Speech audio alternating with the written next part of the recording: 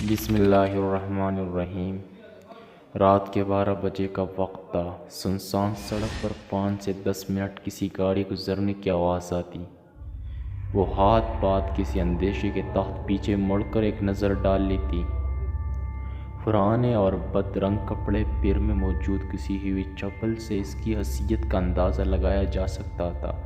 یقیناً وہ کسی گھر میں کام کرنے والی نوکرانی تھی، جو گدھے میں ایک بچے کو تاما چہرے پر گھبراہٹ کے اثر لے بھاگنے کے انداز میں تیزی سے آگے قدم بڑھائے چلی جا رہی تھی۔ اس کی نظر راستے میں ایک ٹیلی فون بوتھ پر پڑی۔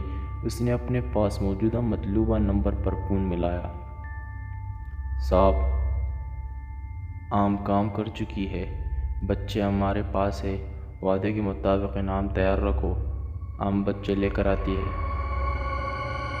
اپنی بات مکمل کر کے وہ ٹیلی فون بوتھ سے نکل کر دوبارہ بچے کو گود میں لیے اپنی منزل پر پہنچنے چاہ رہی تھی،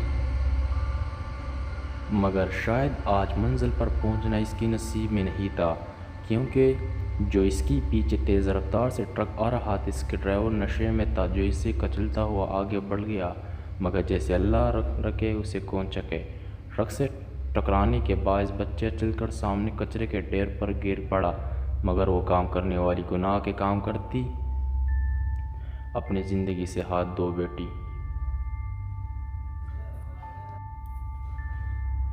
درد سے اس کا پورا وجود پوڑے کی طرح دکھ رہا تھا۔ وہ بیڈ پر گٹری کی مان لیٹی ہوئی رو رہی تھی۔ خاموشی میں اس کی رونے کی آواز اس کی تکلیف کو بیان کر رہی تھی۔ اتنے میں بیڈ روم کا دروازہ کھلا۔ اس میں اتنی سکت نہیں تھی کہ وہ مڑ کر آنے والے کو دیکھتی، مگر اور کون ہو سکتا تھا بھلا اس کے شوہر کے سوا۔ کیا ہوا؟ زیادہ درد ہو رہا ہے؟ دکھاؤ ذرا۔ وہ بیڈ پر اس کے قریب بیٹھتا ہوا فکر مندی سے پوچھنے لگا، ساتھ ہی اس کی شرٹ کی زیب کھلی۔ اس کی کمر جا بجا لال نشانات سے بھری ہوئی تھی۔ کون سا تمہیں مار کر مجھے خوشی ہوتی ہے؟ آخر ایسی حرکتیں کرتی ہے کیوں جو میرا ہاتھ اٹھے؟ وہ نرمی سے بولتا ہوا اس کی کمر پر موجود نشانات پر نرمی سے اپنی انگلیاں پھر رہا تھا۔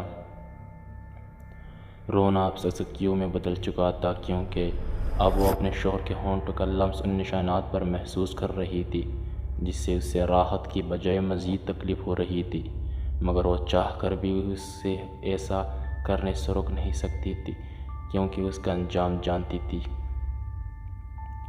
تمہیں اپنے بھائیوں کو ہمارے بیڈ روم کی باتیں نہیں بتانی چاہیے تھی جان۔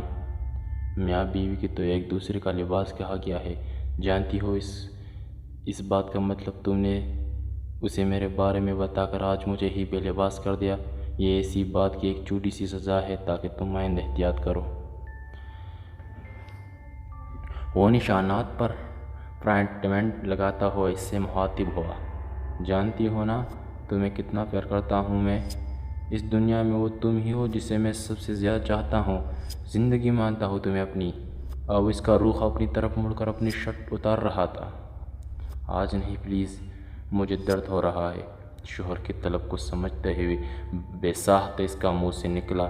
اس سے پہلے وہ اپنی بات پر پچھتاتی، اس کی ریشمی زلفیں محبت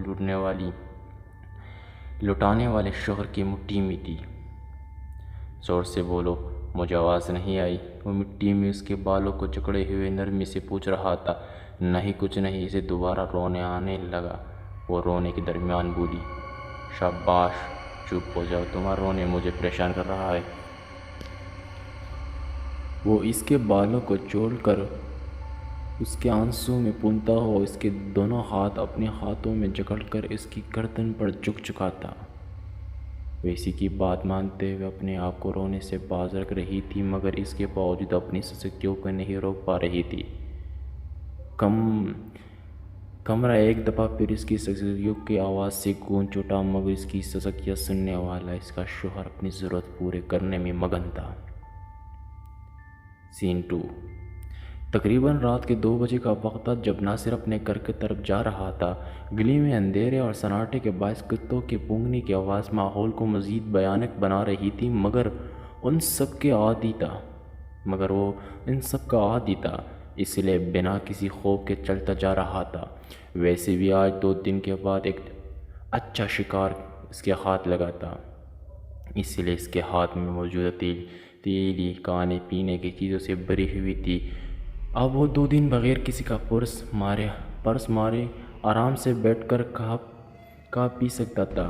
کل ہی سے محلے کی گٹر بیچ چکا تھا اور گندا پانی گٹر سے ابل کر باہر آ چکا تھا۔ گندے پانی سے بچ کر پلانگتا ہوا وہ اپنی منزل کے قریب پہنچ رہا تھا۔ جیسے ہی وہ گھر کے قریب آیا، کتوں کے بھونکنے کی آواز کے ساتھ ساتھ اسے کسی بچے کے رونے کی آواز بھی آ رہی تھی۔ سامنے کچرے کے ڈھیر پر جب اس کی نظر پڑی تو ایک 4 ماہ کا بچہ کچرے کے ملنے اور اوپر اپنے گدے سمیٹ پڑا ہوا بلک بلک کر رہا تھا۔ لوگ بھی حرام کر کے اپنے گند کچرے پر پھینکتے جاتے ہیں۔ وہ سوچتا ہوا اس بچے کو نظر انداز کر کے جانے لگا، مگر سامنے سے 3-4 کتوں کو اکٹھا دیکھا۔ اس کے دل میں خیال آیا، یہ کتے اس بچے کو بری طرح بن پھوڑ کر کے رکھ دیں گے۔ نہ جانے کسی احساس کے تحت اس نے گدے میں موجود اس بچے کو گدے سمیت اٹھا لیا اور گھر کی طرف روانہ ہوا۔ سین آ گیا تجھے کچھ احساس ہے کب سے بھوکی مر رہی ہوں میں؟ نسرین دروازے کھولنے کے ساتھ ہی سے پر شروع ہو چکی تھی۔ اور یہ کسی کو اٹھا لایا ہو تو؟ اب اس نے گدے میں موجود بچے کو دیکھ کر حیرت کا اظہار کرتے ہوئے ناصر سے کہا، ارے چپ بھی ہو جاؤ، اندر تو آنے دو اور اس کو پکڑ، بتاتا ہوں میں سب۔ ناصر جھنجھلا کر بولا اور بچے نسرین کو تھمایا۔ نسرین نے بچے کو دیکھا تو کپڑوں سے وہ کسی اچھی گھرانے کا بچہ محسوس ہو رہا تھا، شاید بھوک کی وجہ سے وہ بری طرح رو رہا تھا۔ نسرین نے تیلی میں موجودہ کھانے پینے کی چیزوں میں سے دودھ کی تیلی نکالی، اپنی گھر کے دیوار کے پار برا مشروبوں سے منہ کی پیڈر تھوڑی دیر کے لیے مانگی۔ اب بتا کہاں سے لایا ہے اس بچی کو؟ دودھ پلا کر جب نسرین نے اس کو واش کرانے کے غرض سے ڈائپر اتارا تو اس معلوم ہوا وہ بچی ہے، یہ لڑکی ہے۔ خیر جو بھی ہو، صبح یتیم خانے میں دعاؤں گا۔ کچرے کے ڈھیر میں روتی ہوئی ملی تھی تو لے کر آ گیا، جا اب میرے لیے کچھ کھانے کو لے آ۔ ناصر نے سوتی ہوئی بچی کو دیکھ کر نسرین کو مخاطب کیا۔ بچی اب دودھ پی کر سو چکی تھی۔ ناصر اور نسرین دونوں ہی اس پسماندہ علاقے میں رہنے والے میاں بیوی تھے۔ ناصر ایک سست کام چور قسم کا انسان تھا جسے محنت مزدوری نہیں ہوتی تھی۔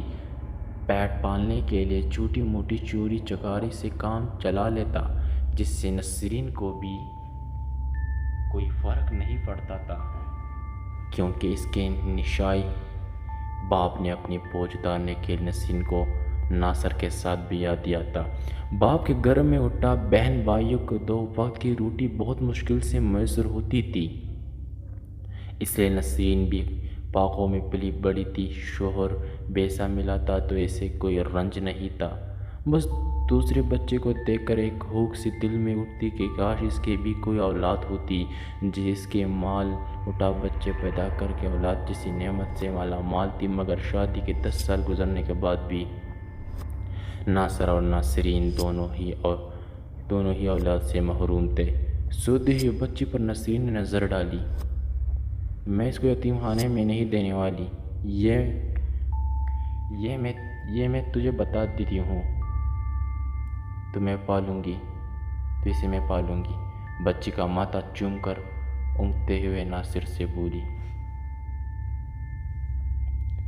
کون رہتا ہے بھائی اس گھر میں جو اتنا برے طریقے سے چیخ رہا ہے؟ جنرل اسٹور پر راشن لیتے ہوئے ایک گاہک نے دکاندار کو مخاطب کرتے ہوئے پوچھا۔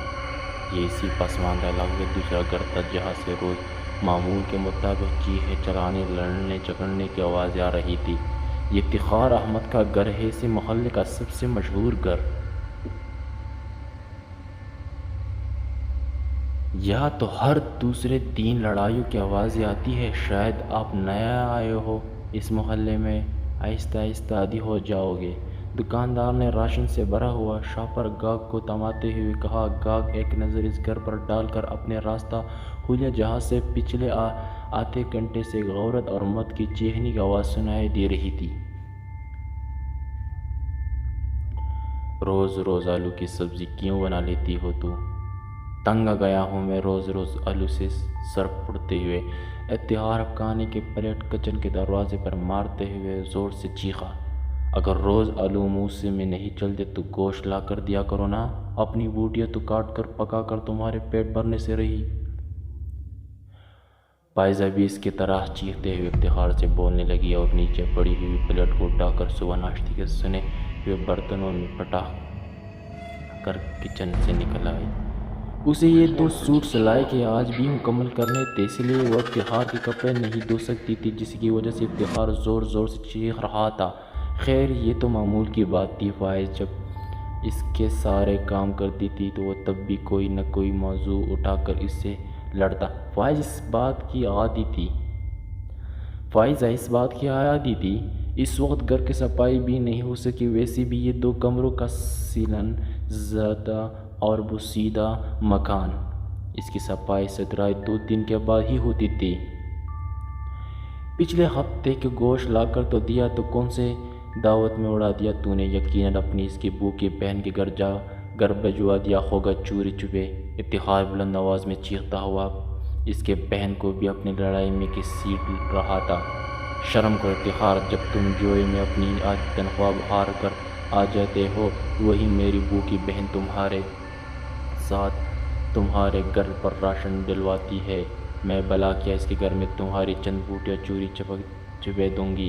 یہ جو 2 سمپولے پیدا کر کے میرے سینے پر ڈالی ہے نا تو نے، ان کا پیٹ بھی بھرنا ہوتا مجھے تمہارے ساتھ۔ پائزہ اپنی بہن کا نام سن کر صوبیہ کاشی کو کوسنے لگی۔ ایسا نہیں تھا کہ وہ اپنی دونوں بیٹیوں سے پیار نہیں کرتی تھی، ایک انہی کی وجہ سے تو وہ اس شخص کے ساتھ گزارا کر رہی تھی، مگر جب افتخار اپنی لڑائی اس کا گھر والوں کو گھسیٹتا وہ بھی پھر کسی کا لحاظ نہیں کرتی۔ جواب دے گی آگے سے مجھے؟ افتخار کا زوردار تھپڑ ایک لمحے کے لیے پائزہ منہ بند کر دیا۔ ذلیل انسان، ہاتھ کیوں اٹھایا تم نے مجھ پر؟ پائزہ نے زور سے چیختے ہوئے افتخار سے کہا۔ زبان چلائے گی، گالی دے گی تو مجھے؟ اب تو وہ لات اور مکوں سے پائزہ کو مارتے ہوئے غصہ ٹھنڈا کر رہا تھا۔